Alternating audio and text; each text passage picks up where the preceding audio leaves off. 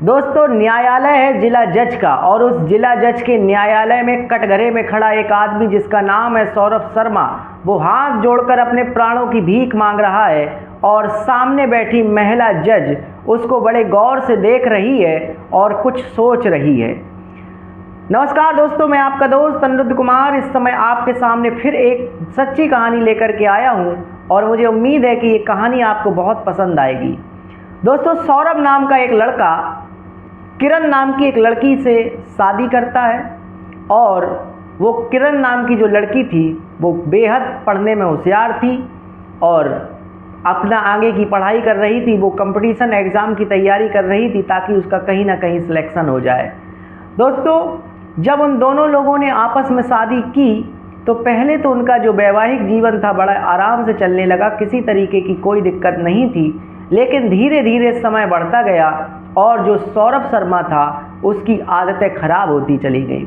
दोस्तों, अपनी पत्नी होने के बावजूद भी उसका एक संबंध एक अन्य जगह हो गया, एक अन्य लड़की से हो गया जिसका नाम रुचि था। उससे उसके एक्स्ट्रा मैरिटल अफेयर्स हो गए शादी के बाद। थोड़े दिनों तक तो वो चुप चुप करके रुचि से बातें करता रहा, रुचि से मिलता रहा, अपनी पत्नी से ये सारी बातें छुपाता रहा। लेकिन एक दिन ये सारी बातें उसकी पत्नी को पता चल गई और उसकी पत्नी ने उससे कहा कि ये बात ठीक नहीं है। जब उसकी पत्नी ने ऐसा कहा तो उसने अपनी पत्नी की बात को मानना से इनकार कर दिया और बोला कि तुम मुझे नहीं रोक सकती और मुझे जो करना होगा मैं करूँगा, तुम चाहो तो मेरे घर से बाहर जा सकती हो। दोस्तों, जो किरण थी वो पढ़ने लिखने वाली लड़की थी, वो अपना ध्यान पढ़ने लिखने में लगा रही थी तो उसने इन बातों को ज़्यादा गौर नहीं दिया और बेचारी अपना झेलती रही। लेकिन उसने इस बात की शिकायत अपने घर या परिवार में नहीं की। लेकिन दोस्तों, धीरे धीरे जब उसने कुछ विरोध नहीं किया तो जो सौरभ था उसके हौसले और बुलंद हो गए और अब वो लड़की को घर लाने लगा।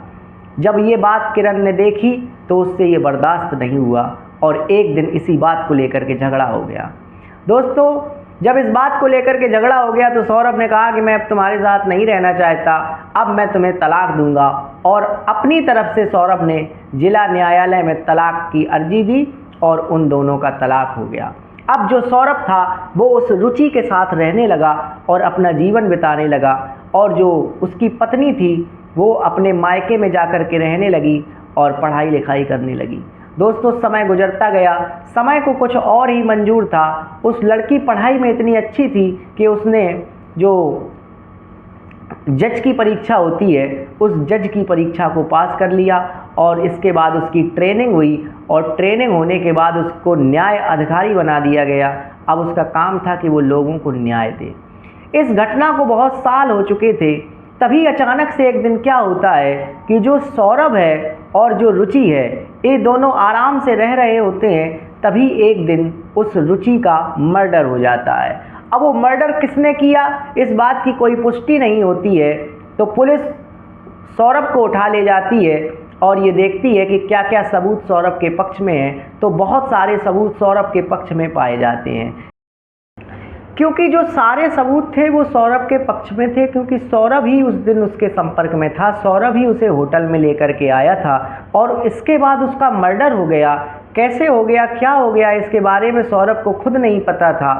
और इसके बाद पुलिस सौरभ को पकड़कर मजिस्ट्रेट के सामने पेश करती है, कोर्ट में पेश करती है और कोर्ट उसे जेल भेज देता है। दोस्तों, 2 साल के बाद उस सौरभ की जमानत हो जाती है, लेकिन मुकदमा चलता रहता है और आज उस मुकदमे का अंतिम दिन है और सौरभ को होनी है सज़ा। उसके वकील ने कहा कि मुश्किल है कि तुम्हें मैं बचा पाऊँ क्योंकि सारे सबूत तुम्हारे पक्ष में हैं और कोई भी ऐसा सबूत नहीं है जिसे मैं तुम्हारे खिलाफ दे सकूं कि ये तुम्हारा बचने का एक ठोस सबूत है जो तुम्हें बचा सके। और लेकिन फिर भी कहता है कि चलो हम प्रयास करेंगे कि शायद तुम्हारी सज़ा कुछ कम हो जाए या तुम्हारे ऊपर रहम हो जाए।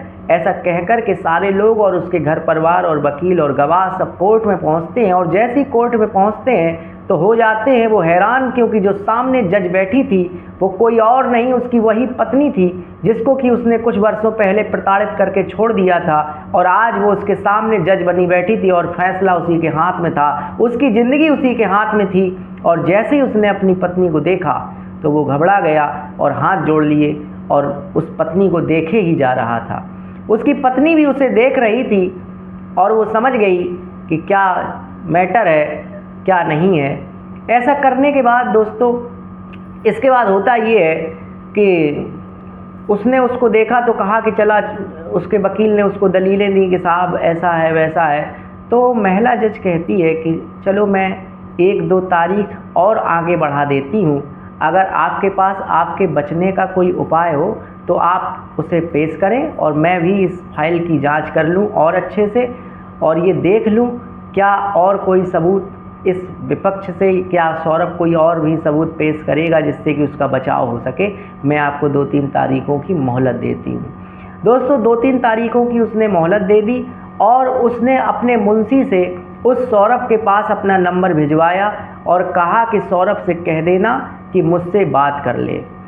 उसने सौरभ को फ़ोन किया और कहा कि क्यों। सौरभ ने अपनी सारी बात बताई कि मैंने उस लड़की का मर्डर नहीं किया है, कैसे हो गया, प्लीज़ मुझे माफ़ कर दो, मुझे छोड़ दो। तो उसकी पत्नी ने उसे समझाया कि मैं तुम्हें ऐसे नहीं छोड़ सकती हूँ, क्योंकि जो कोर्ट है वो भावनाओं से नहीं चलती बल्कि सबूतों से चलती है।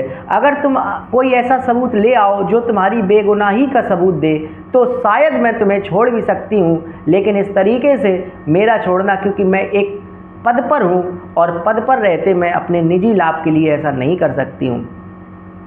सौरभ मिन्नतें करता रहा। उसने कहा चलिए कोई बात नहीं, आप एक काम करिए, आप सुबह मेरे ऑफिस में आइए।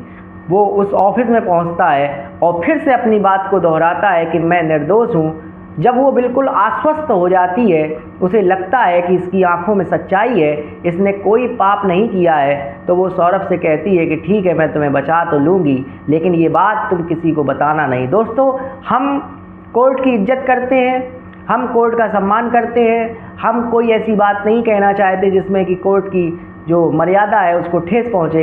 ये सिर्फ़ और सिर्फ एक कहानी है, इससे आपको कुछ सीख लेनी है।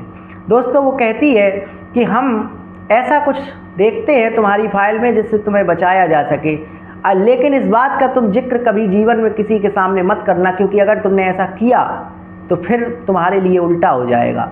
उसका पति कहता है कि ठीक है, और उसका पति उससे कहता है कि अब मुझे तुम अपना लो, मैं तुम्हारे साथ में रहना चाहता हूँ। तो उसकी पत्नी कहती है कि अब तो ये संभव नहीं हो सकता, मैं तुम्हें बचा तो सकती हूँ लेकिन मैं तुम्हारे साथ नहीं रह सकती, क्योंकि हम लोग तलाकशुदा हैं और तुम वही हो जिसने मेरे साथ बहुत सारे अत्याचार और मुझे प्रताड़ित किया था, और शायद उन्हीं पापों की सज़ा ये तुम्हें मिल रही है कि उस लड़की का मर्डर हो गया और आज तुम मुझसे प्राणों की भीख मांग रहे हो। और मैं चाहूँ तो तुम्हें मैं फांसी दे सकती हूँ, लेकिन नहीं, मैं तुम्हें इस बार रहम करती हूँ, तुम जाकर के कोई दूसरी शादी कर लेना और अच्छे से अपना जीवन काटना और फिर दोबारा ऐसा किसी के साथ मत करना। दोस्तों अगले दिन बहस होती है और जैसा कि आपको पता है कि हमारी कोर्ट है वो सबूतों के आधार पर चलती है। तो दोस्तों अगले दिन जब सुनवाई हुई तो जो उस महिला जज है, उस महिला जज ने बहुत सारे ऐसे पॉइंट दिए, ऐसे तर्क दिए जिनके आधार पर उसकी रिहाई हो गई और उसको बाइज्जत बरी कर दिया। दोस्तों आपको ये कहानी कैसी लगी? और आज वो जो सौरभ था, जो सौरभ शर्मा नाम का व्यक्ति था, अपना आराम से जीवन जी रहा है और अब उसको जो है एहसास है कि मैंने अपनी पत्नी के साथ ऐसा किया था। दोस्तों अगर आपको ये कहानी अच्छी लगी हो तो कमेंट बॉक्स में ज़रूर बताएं और बताएं क्या उस जो महिला थी जिसका नाम किरण था, क्या उसने ऐसा करके ठीक किया, क्या उसने अपने पति धर्म का पालन निभा करके ठीक किया, या उसका जो पद था उसका उसने निर्वहन नहीं किया। क्या आपको ऐसा लगता है? तो आप ज़रूर बताएं। दिल की गहराइयों से आपका बहुत बहुत धन्यवाद। अगली बार मिलेंगे फिर एक नई कहानी के साथ, तब तक के लिए नमस्कार। चैनल को सब्सक्राइब कर लीजिए, लाइक कर लीजिए। धन्यवाद।